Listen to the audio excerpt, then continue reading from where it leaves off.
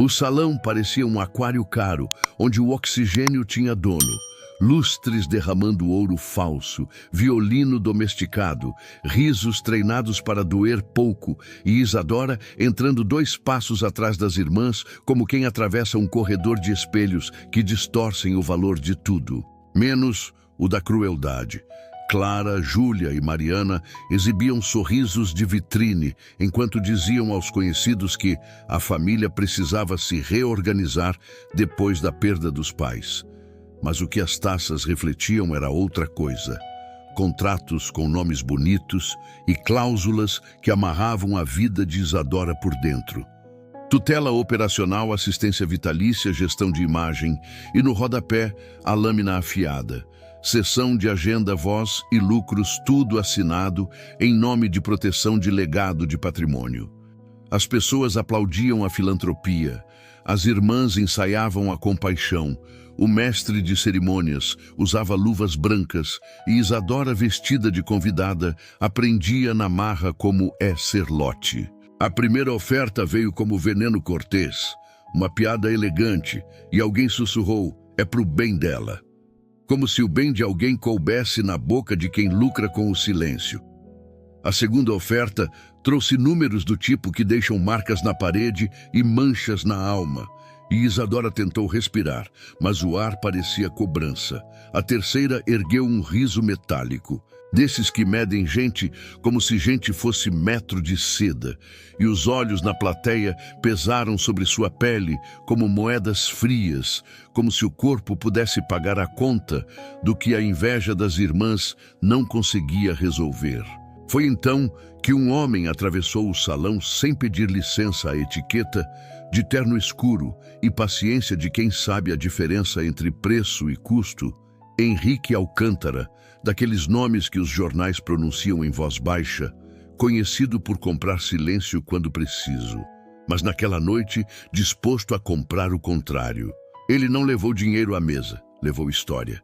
Retirou do bolso uma chave de metal antigo, o brasão gravado como cicatriz, e pousou no púlpito a memória de um carro que dormia guardado como se fosse segredo de família. Um clássico de coleção que não sai nem para a luz do dia.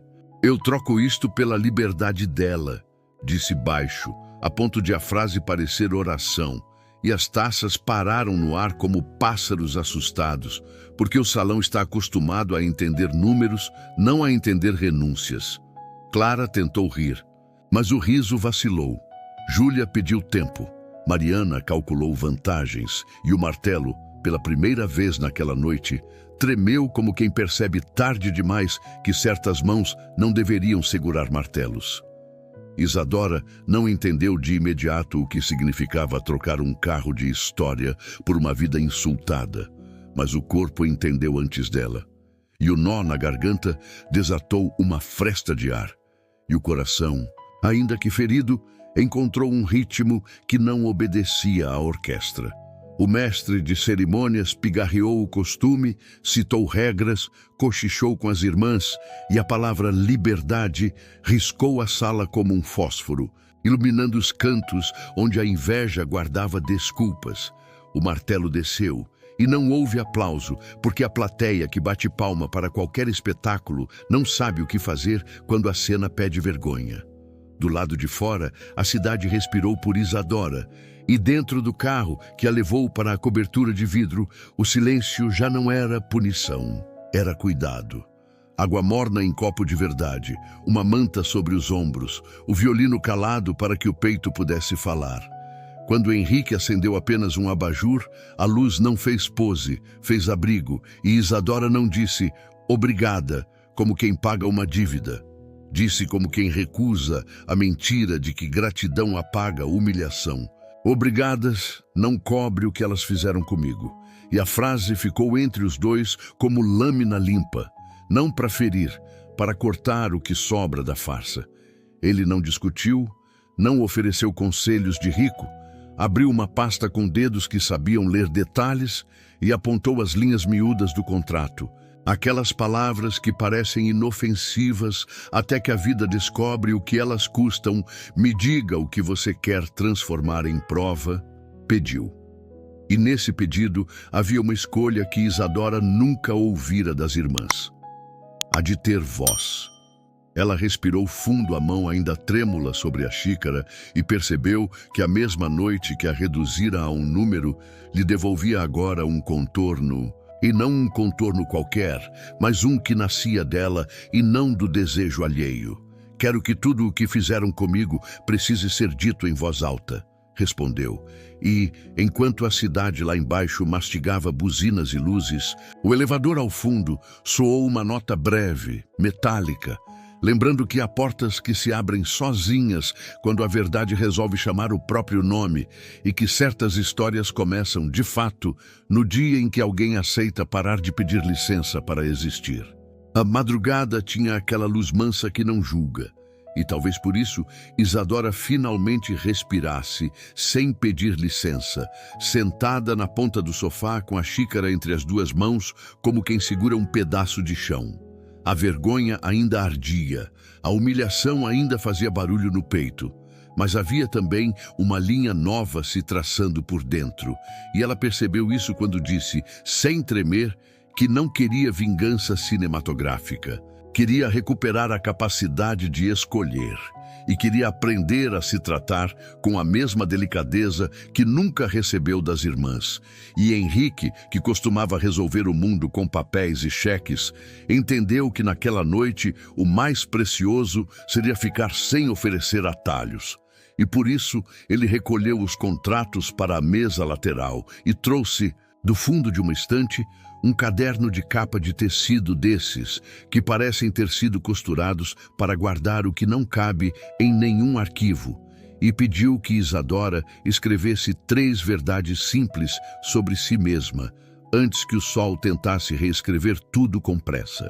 Ela escreveu devagar, a caligrafia se ajeitando como quem volta para casa.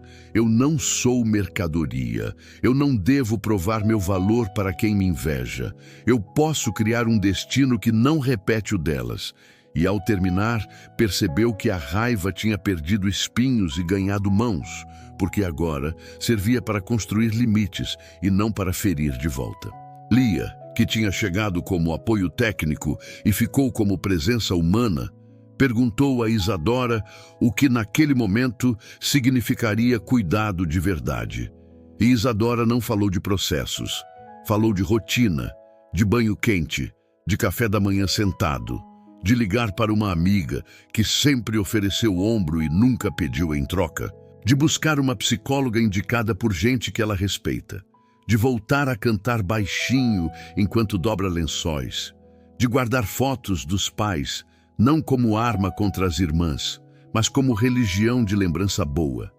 E quando terminou de falar, sentiu o peito desamarrado, como se a noite enfim coubesse na palma, e Henrique sugeriu um gesto concreto para inaugurar a nova regra interna: desligar as notificações que não respeitam o tempo de ninguém, silenciar os números desconhecidos que só tocam quando querem dominar a narrativa, avisar a si mesma, por escrito, que a partir dali o corpo teria prioridade sobre qualquer urgência inventada.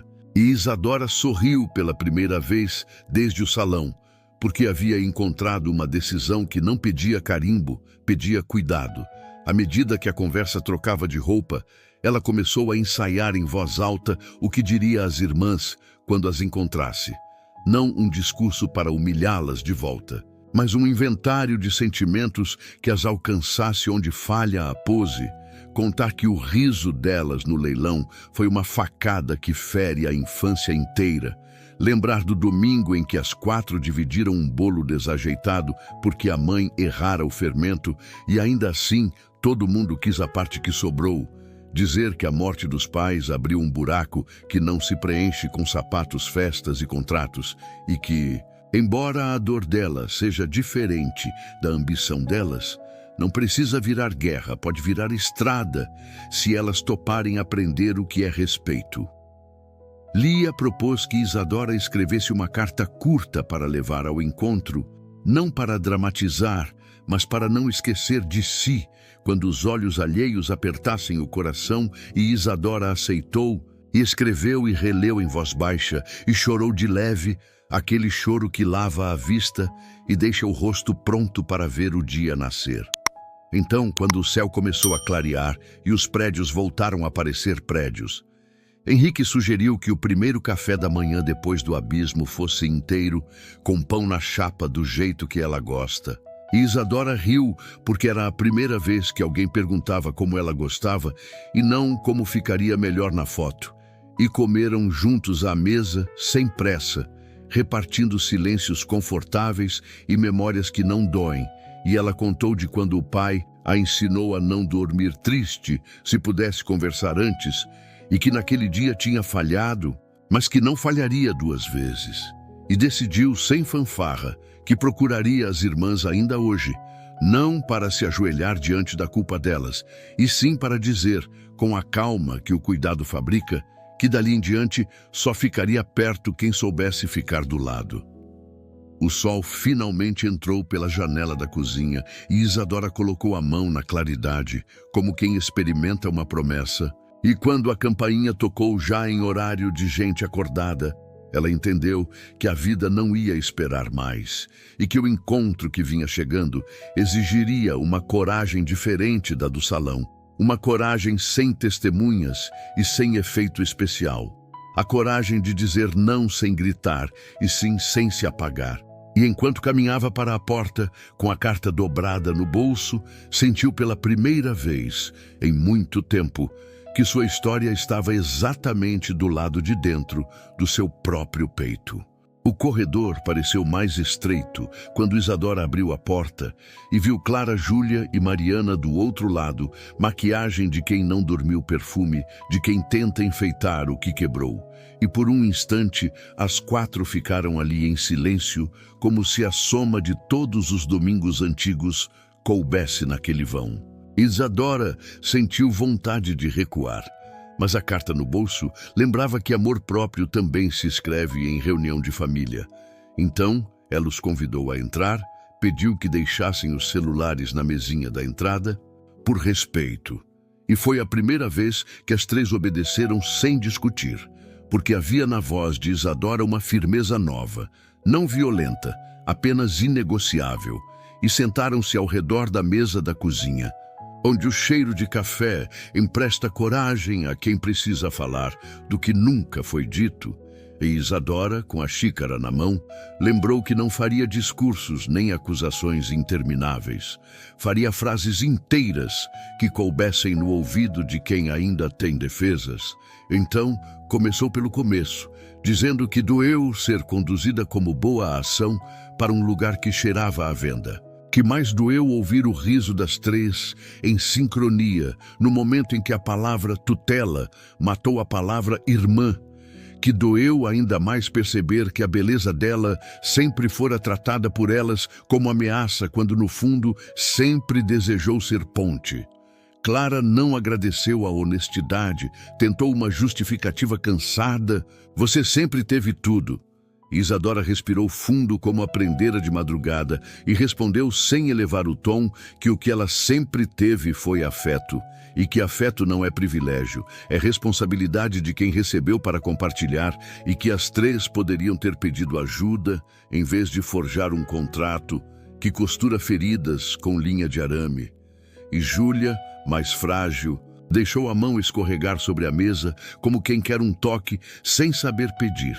E Mariana olhou para o chão, e por um minuto inteiro ninguém tentou ganhar a conversa. O que para uma família que sempre correu atrás de plateia já era milagre.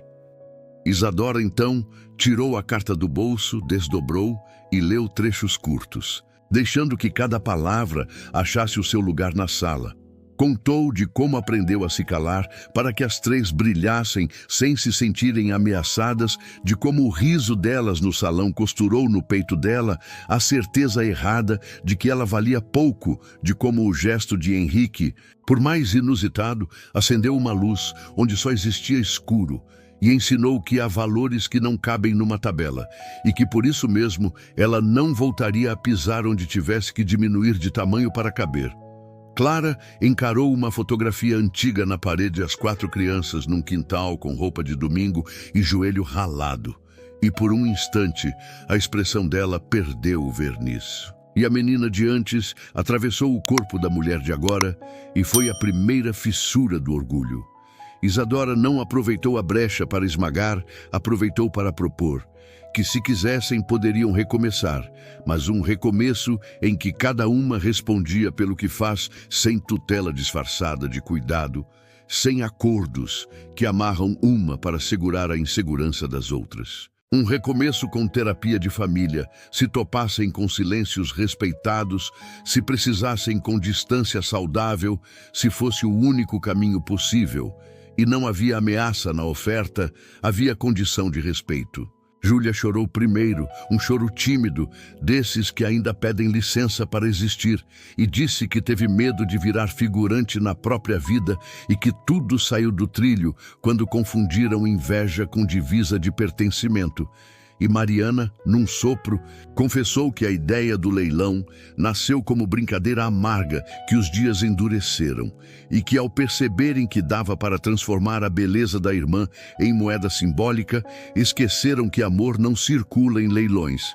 E ali foi a segunda fissura do orgulho aberta por dentro. Isadora ouviu sem santificar, porque dor não vira santidade, vira trabalho de casa. E disse que perdoar não é esquecer, é parar de se ferir todo dia com o mesmo caco, e que ela estava disposta a perdoar o que dava para perdoar, mas que algumas coisas mudariam imediatamente, e a mais urgente delas era o respeito ao corpo, à agenda e à imagem dela, que nunca mais seriam administrados por ninguém além dela própria.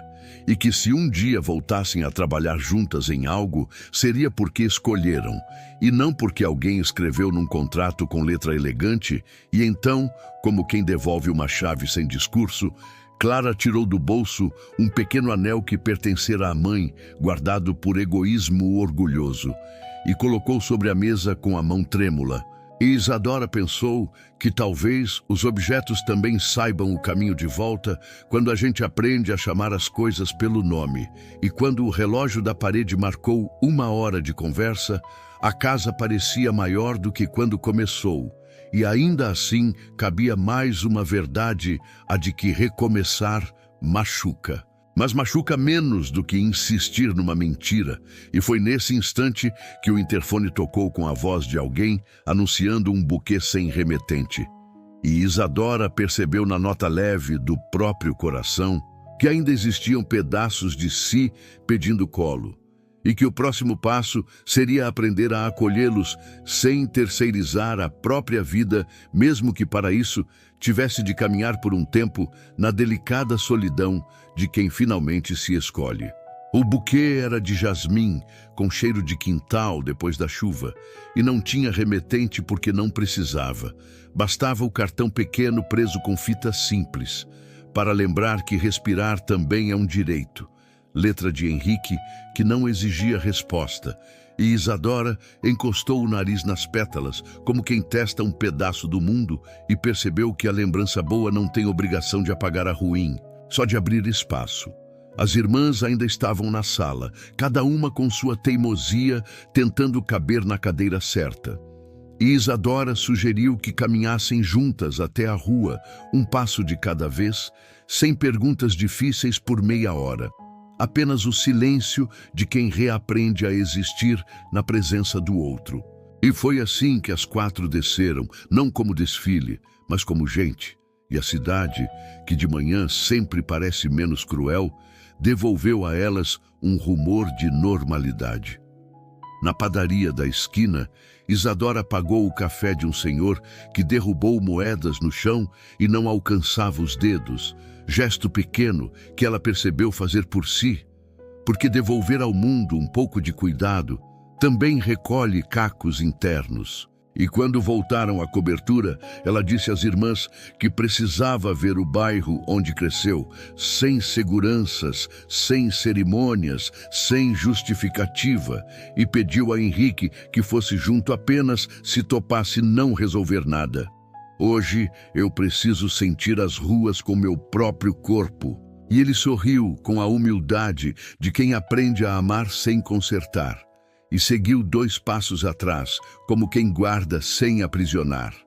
No caminho, Isadora apontou de longe o colégio onde um dia cantarolou na cantina, a banca onde o pai comprava jornal para discutir futebol mais do que notícias. A janela de alumínio da casa da dona Neuza, vizinha que emprestava açúcar e histórias, e então parou diante do portão da antiga casa que agora tinha plantas bonitas e uma cor de tinta que ela não lembrava. E encostou a mão no ferro frio com a serenidade de uma decisão que não avisa. Um dia eu vou recomprar esse endereço. Não por vaidade, mas porque certas paredes guardam modos de ser feliz que nenhum outro lugar sabe ensinar. E Henrique, sem transformar promessa em contrato, respondeu que ajudaria com o que fosse possível, desde que ela escolhesse o ritmo. E as irmãs, um pouco desconcertadas por testemunharem um desejo que não tinha nada a ver com jantares e vitrines, baixaram a guarda o suficiente para que Clara murmurasse um "Eu quero pintar um quarto com você quando isso acontecer". E o modo como a frase saiu, sem brilho, sem aplique, pareceu a Isadora a primeira pedra real de uma ponte. Voltaram andando devagar. E de tarde, quando o sol bateu na mesa da cozinha como quem oferece bênção, Isadora pegou o caderno de capa de tecido e começou um plano que cabia na própria letra. Procurar uma psicóloga indicada pela amiga Nara. Escrever um pedido curto de desculpa para si por ter se calado tanto. Definir 3 rotinas de cuidado que não dependiam de dinheiro. Ligar para 2 mulheres que ela sabia estarem presas em contratos parecidos e oferecer ouvido. Convidar as irmãs, se quisessem, para uma sessão conjunta com alguém mediando e reservar toda semana 1 hora para visitar lembranças que fazem força no peito e transformá-las em gesto. Assar o bolo errado da mãe, regar uma plantinha de jasmim, costurar um pano de prato com as iniciais dos pais. No fim da tarde, Júlia apareceu com uma caixa de fotografias que a mãe guardava debaixo da cama, e a mesa virou altar simples, às 4, abrindo imagens como quem abre janelas. E cada foto puxava um fio, e cada fio trazia uma risada antiga, que de tão velha ainda cabia agora. E foi ali que Mariana, com a voz mal treinada para honestidades, disse que havia se sentido feia por tempo demais ao lado da irmã mais nova e que a vida inteira confundira a beleza de Isadora com a própria falta e que, consciente ou não, transformara isso num regime de pequenos castigos e que aquilo não era desculpa, era confissão. E Isadora escutou sem abraçar de imediato, porque abraços apressados às vezes engolem o que precisa ser dito. E só depois pegou a mão da irmã como quem segura um fio de luz para que não apague no vento. À noite, sozinha depois que todos se foram, Isadora levou o jasmim para o parapeito e ficou observando as luzes da cidade acenderem como quem observa respirações. E entendeu que a superação que queria não era uma cena triunfal. Era um exercício diário de coerência. Era escolher caminhos que não desmentissem sua própria boca. E então ligou para Nara e combinou o nome da psicóloga. Anotou o horário da primeira sessão, fechou o caderno com um carinho que pareceu abraço e, quando deitou, em paz pela primeira vez desde a noite do salão, um pensamento simples atravessou seu sono como som de sino. Se cada gesto vira chão, amanhã já existe. E foi com esse pensamento que decidiu que a casa antiga não esperaria anos. Começaria pelo muro, pelo portão, pelo contato com quem hoje a ocupa e aceitaria que certas devoluções do destino acontecem sentadas à mesa, com água e conversa e não com aplausos. E foi por isso que, quando bateu o interfone na manhã seguinte e uma voz mansinha disse: "A dona daqui quer falar com você", Isadora sorriu antes de atender, como quem reconhece pelo timbre o futuro que está batendo do lado de fora. A dona da casa se chamava Esther e abriu o portão com a calma das pessoas que conhecem a gravidade das memórias dos outros, convidou Isadora para entrar e, sem transformar a conversa em novela, mostrou a sala que agora tinha um sofá azul, a cozinha com o azulejo trocado, o quarto dos fundos onde cabia um ateliê de costura, e disse, enquanto passava o pano seco na mesa, que soube quem Isadora era no dia do leilão, que viu pela televisão e que o rosto dela ficou colado na cabeça como os rostos que a gente promete proteger sem saber como, e que se um dia a casa precisasse trocar de mãos, preferia que voltasse para quem a chamou de lar primeiro. Isadora sentou na beirada da cadeira como quem senta na beira de um rio, os olhos passeando pelas paredes que ainda guardavam a marca desbotada do relógio antigo, e contou da vontade de recomprar sem pressa, com respeito, com contrato que honrasse as duas, e Esther assentiu, dizendo que não tinha planos imediatos de ir embora, mas que ia pensar com carinho, e que mesmo antes de qualquer papel, a casa podia ser reencontrada em coisas pequenas. Venha regar as plantas quando quiser, traga suas irmãs para um café, faça da varanda um lugar de conversa, se precisar chorar com menos ruído. E foi a primeira negociação da vida de Isadora que começou com gentileza.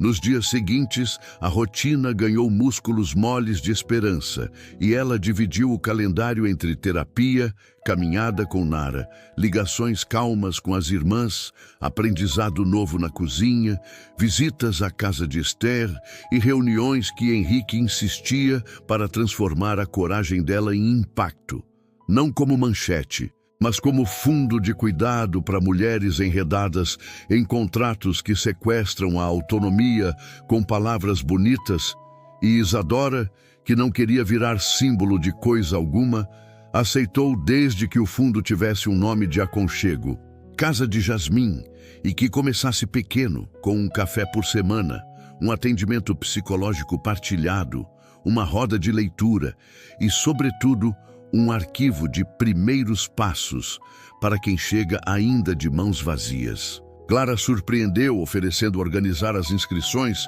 com a condição de manter acompanhamento para não transformar organização em controle. Júlia trouxe linhas e agulhas para ensinar a costurar roupas simples que pagam contas simples. Mariana ajeitou a identidade visual com o cuidado de quem aprendeu que estética sem ética vira perfume em sala sem janela. E Henrique, que sabia de números como quem sabe de mapas, ofereceu aporte para os 6 primeiros meses, mas insistiu que a voz ficaria com Isadora e com a rede de mulheres que ela construiria. E o acordo ficou bonito, porque ninguém precisou vencer para todo mundo ganhar. A primeira roda foi pequena e intensa, meia dúzia de cadeiras e um bule de café que não secou porque ninguém teve coragem de interromper a outra. E Isadora abriu com uma frase que não pedia perdão nem permissão. Eu não estou aqui para ser forte o tempo todo. Estou aqui para sermos verdadeiras juntas. E a sala respirou aliviada, como quem descobre que a palavra certa abre janelas que a gente nem lembrava que existiam. E do lado de fora, Henrique esperou no corredor, mãos no bolso, aprendendo também seu lugar de apoio. À noite, as irmãs ficaram para pintar uma parede da cobertura de um amarelo quase tímido, cor escolhida por votação com risadas que finalmente não mordiam, e quando terminaram, exaustas e sujas de tinta, Isadora percebeu que as 3 tinham trazido da mãe a mania de cantarolar qualquer coisa quando as mãos trabalham juntas, e o coração dela, que andava desconfiado do futuro, recostou-se um pouco. No sábado, foi a vez de Esther visitar a cobertura com um bolo de fubá no colo, e ninguém falou de cifras, falaram de vida, de como uma casa pode abrigar mais gente quando as dores param de ocupar tanto espaço, e a conversa deslizou até o tema da inauguração da Casa de Jasmim, uma tarde de portas abertas e microfone simples, para que quem quisesse contasse seu pedaço de caminho e para que Isadora se achasse justo consigo, contasse o dela sem rodeios e sem espetáculos. E ela aceitou não por vaidade, mas porque aprendeu que já não podia se esconder em silêncio se queria encorajar outras a saírem dele. No dia marcado, o céu aprendeu um azul que não se vê toda semana, e as cadeiras foram chegando uma a uma, emprestadas de vizinhos que adoram emprestar, quando percebem que a devolução é na forma de vida nova. E Isadora, com o microfone frio na mão, avistou lá na porta as 3 irmãs lado a lado e atrás delas Esther, segurando um vaso de jasmim pequeno e atrás de todos, discreto como sempre. Henrique com um sorriso que dizia, eu fico, e o ar fez silêncio para ouvir a primeira palavra dela, que é a que decide o tom das que virão. E foi por isso que Isadora respirou devagar, tocou o papel no bolso sem precisar lê-lo, e escolheu começar com o verbo que encontrou na madrugada em que prometeu a si mesma um futuro que não desmente o peito. Quando Isadora começou a falar, a voz não tremia de medo, tremia de verdade, e o tremor bonito atravessou as cadeiras como quem acende vela em sequência. Contou sem romancear, que foi vendida com palavras polidas, que doeu ouvir a própria família achar que autonomia é luxo, que humilhação tem cheiro de flor cara quando é servida em bandeja, que não existe vestiário para vestir dignidade depois que a tiram à força, é preciso costurá-la na pele, um ponto por dia, e que foi assim que ela chegou ali, costurando de novo a própria história com linha firme e dedos pacientes. Falou de Henrique, não como salvador, mas como companhia que desistiu de consertá-la e escolheu caminhar ao lado, e disse que aquele carro de coleção, símbolo de tanta coisa que pesa, virara uma chave pendurada na parede da cozinha da casa de Jasmim, lembrando todos os dias que há objetos que compram silêncio e há objetos que compram fôlego, e o público riu de leve, tocado pelo humor discreto que arruma a mesa para a esperança. Disse às irmãs que não precisava de palco para perdoar, e que perdoar para ela era um sinônimo de limite, porque só quem se escolhe consegue liberar espaço para o outro ser novo. E Clara chorou sem esconder. Júlia apertou um lenço com a mesma força com que segurou, em criança, o volante de brinquedo do pai. Mariana acenou com a cabeça como quem finalmente encontra a palavra certa para uma música que sempre cantou errado. E Isadora continuou. Eu não quero que ninguém aqui acredite que amor resolve tudo. Ele resolve o que a gente decide resolver com ele. E o resto pede trabalho, sono em dia, comida que alimenta, conversa que não fere, consulta marcada, contas em ordem. E coragem para dizer não, quando o corpo pede sim, para agradar a plateia errada. E nesse momento, a cidade lá fora pareceu ficar menor e mais possível. Quando terminou, Esther trouxe o vaso de jasmim que ficaria de guarda no salão, e as mulheres da roda da manhã colaram bilhetes no mural com promessas de si para si mesmas, e as irmãs, num gesto sem grito, devolveram a Isadora 2 objetos que a mãe tinha dado a elas, porque entenderam que certos presentes nascem para circular. E Henrique, do canto, olhou para o vazio que o carro deixara na sua garagem, e não sentiu falta, sentiu espaço. E por isso, naquela noite, ele e Isadora foram até a vaga vazia e penduraram um fio de fitas com frases que a casa de Jasmim colheu.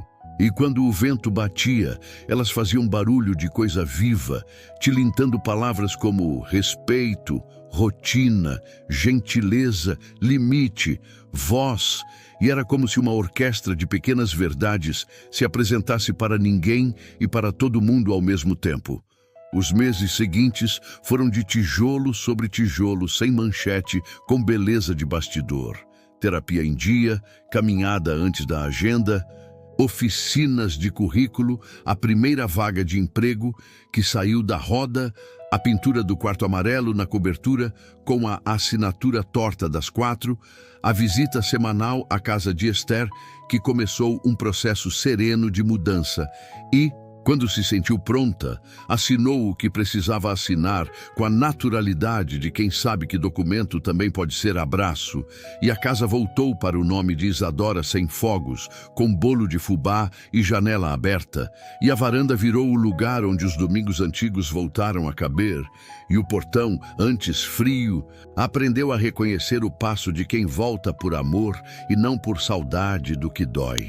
Não foi conto de fadas, porque as pessoas não viram outras só porque prometeram. Mas a diferença agora estava no acordo que Isadora firmou consigo. Se alguém a diminuísse, ela cresceria para dentro, não para cima. E se algum dia o mundo tentasse outra vez transformar sua voz em vitrine, ela lembraria do abajur aceso na cobertura, do jasmim na janela, da mesa com fotografias, do mural com promessas, e voltaria ao que salva. O gesto pequeno, repetido muitas vezes. Naquela noite, já com a chave da casa antiga no chaveiro novo, Isadora sentou no degrau da varanda e, olhando a rua que a viu crescer e quase perder-se, escreveu no caderno de capa de tecido uma última linha antes de dormir. Eu não venci ninguém, eu me escolhi. E fechou os olhos, sabendo que a história não terminava ali, porque histórias que importam não acabam, continuam em quem decide o que fazer com o que sente. E foi por isso que ela ergueu a cabeça, sorriu para o escuro, que não assusta mais, e pediu com a doçura de quem sabe o peso das palavras que você escutasse, o chamado que está nascendo aí dentro agora. Se você chegou até aqui, caminhou com Isadora desde o salão de vidro, onde a humilhação parecia perfume, até a varanda, onde jasmim e silêncio fazem o papel que nenhum aplauso consegue fazer, viu 3 irmãs reaprenderem a pedir perdão sem espetáculo, e um homem rico escolher a renúncia certa para que outra pessoa respirasse. Acompanhou a dor perder espinhos e ganhar mãos, assistiu a rotina se tornar mais poderosa que qualquer reviravolta. Percebeu que a volta por cima não mora no grito, mora no compromisso com gestos pequenos, repetidos até que o corpo confie neles. Talvez tenha reconhecido no caminho dela uma fresta do seu. Talvez a inveja de alguém tenha mordido seu passado. Talvez a sua própria voz tenha sido dobrada para caber no armário de outras expectativas. Talvez a palavra família tenha custado caro demais. E se alguma dessas coisas doeu aí dentro, a proposta é simples e urgente. Hoje, ainda hoje, escolha um gesto que devolva a você aquilo que tentaram tomar. Pode ser escrever 3 verdades simples, como Isadora escreveu. Pode ser ligar para quem te lembra quem você é. Pode ser marcar a primeira sessão com aquela profissional que você adia. Pode ser fazer um café como quem inaugura um lar em copo de cozinha. Pode ser passear até um endereço antigo e prometer diante do portão que de agora em diante ninguém mais te reduz. E se você achou na casa de Jasmim uma imagem do que gostaria de ver no mundo, lembre que recomeços pedem rede. Convide 2 pessoas para construir com você um ponto de encontro, físico ou simbólico, onde os dias difíceis possam pousar sem medo. Faça disso uma regra de bolso, tal como desligar notificações que não respeitam seu tempo e aprender a dizer não, com a mesma gentileza com que você aprendeu a dizer sim. Se esse episódio te tocou de verdade, inscreva-se no canal para seguir comigo no próximo capítulo dessa conversa sobre limites, dignidade e rotinas que curam, porque quando você se inscreve, eu entendo que há sede e preparo histórias com a profundidade que elas merecem. Ative as notificações para que o algoritmo não nos separe nos dias em que você mais precisa de um lembrete de força mansa. Deixe seu like, se esse conteúdo te deu algo que você pode usar amanhã de manhã. Esse gesto pequeno leva essa mensagem. Até quem hoje está respirando curto, comente. Eu escolho. Aqui embaixo para eu saber que essa travessia te alcançou e que você quer mais episódios nessa linha. Eu leio e moldo os próximos a partir do que você me diz. Compartilhe com alguém específico que veio à sua mente enquanto Isadora escrevia no caderno, porque às vezes a escada que salva é um link que chega na hora certa. E assista ao vídeo relacionado Casa de Jasmim, o primeiro passo para aprofundar as práticas que sustentam o recomeço. O roteiro de autocuidado que testamos com Isadora, a conversa preparada para encontros difíceis, o jeito simples de transformar um objeto em ritual de libertação. Antes de ir, leve uma última coisa dobrada no bolso. Dignidade não é um título, é um hábito. E hábitos são sementes que não fazem barulho quando quebram a terra. Por isso, quando a semana te desafiar, volte aos fundamentos, beba água sem culpa, durma na hora possível, escreva o que precisa sair, procure companhia honesta, peça ajuda a tempo e permita-se voltar a si quantas vezes forem necessárias, porque a vida não exige inéditos, exige fidelidade ao que você sabe que te sustenta. E se essa história fez sentido, que ela não fique apenas bonita em você, que ela vire prática, porque é na prática que a gente percebe que amar a própria vida é sempre o capítulo que puxa todos os outros.